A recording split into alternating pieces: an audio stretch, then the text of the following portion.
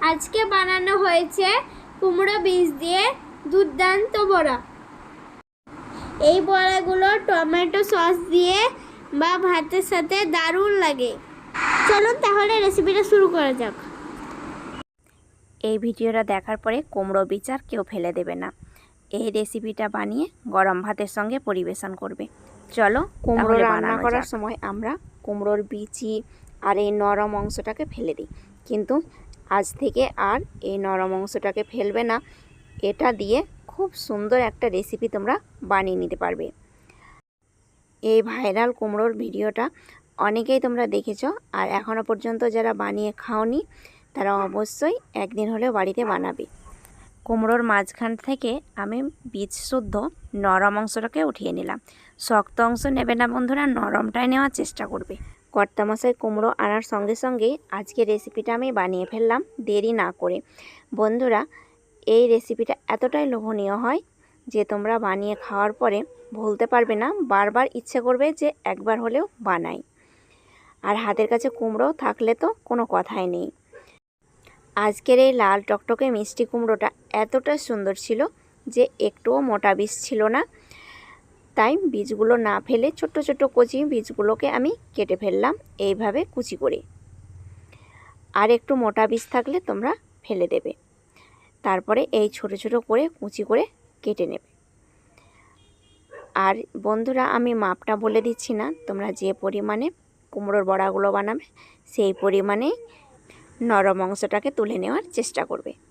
সমস্ত কুমড়োগুলো আমার কাটা হয়ে গেছে।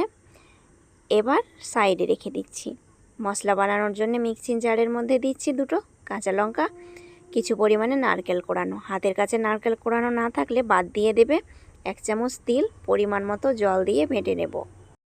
তিলের পরিবর্তে তোমরা পোস্ত বা হলুদ সর্ষে ব্যবহার করতে পারবে। খুব সুন্দরভাবে ব্লেন্ড করে নিয়েছি মিহি পেস্ট করে।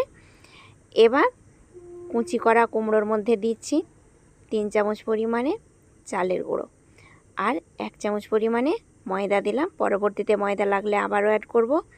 আর বেটে রাখা মশলাটা দিয়ে দিচ্ছি। মিক্সিং জারের মধ্যে কিছু পরিমাণ জল দিয়ে দিচ্ছি, অনেকটাই লেগেছিল।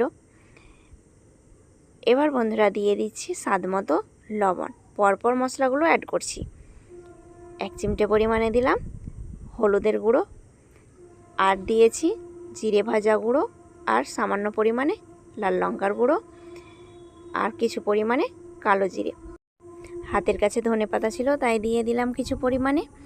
সঙ্গে আদা ও রসুন একটু কুচি করে অ্যাড করেছি, তোমরা বাটাও অ্যাড করতে পারো। একটু কুচি করে অ্যাড করলে বড়াগুলো খাওয়ার সময় দাঁতে পড়ে, তখন বেশ ভালো লাগে। মেখে নিয়েছি কিন্তু একটু নরম মনে হচ্ছে, তাই আবারও আমি আধা চামচ পরিমাণে ময়দা যোগ করে দিলাম। চালের গুঁড়ো বন্ধুরা 2 চামচ দিয়েছি, ময়দাও 2 চামচ দিয়েছি। এবার দেখো খুব সুন্দর শেপে চলে যাচ্ছি পরের স্টেপে। চুলার মধ্যে কড়াইয়ে দিয়েছি পরিমাণ মতো সরষের তেল। খুব অল্প তেলের মধ্যে ভেজে নেওয়া যায়।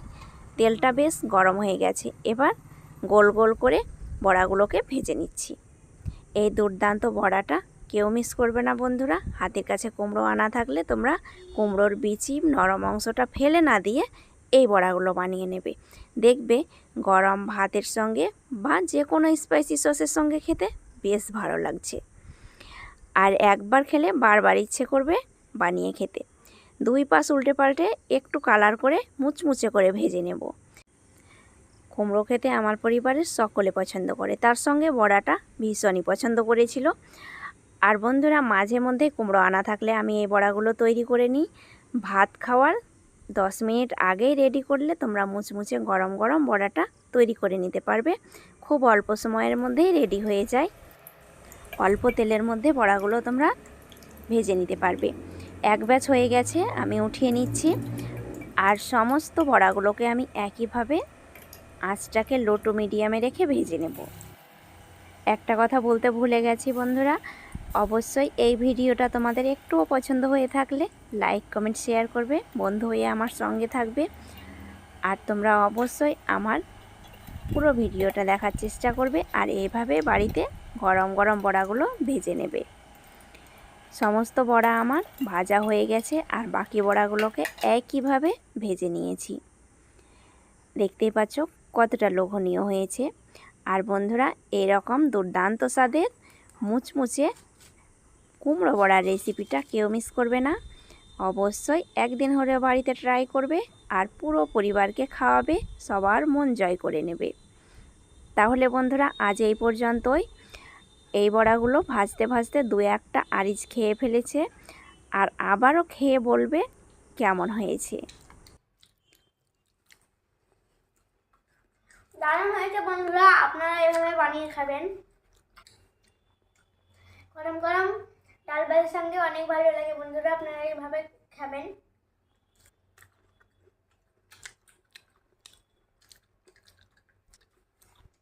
আজ এই পর্যন্তই। ভালো থাকবেন, সুস্থ থাকবেন, টাটা।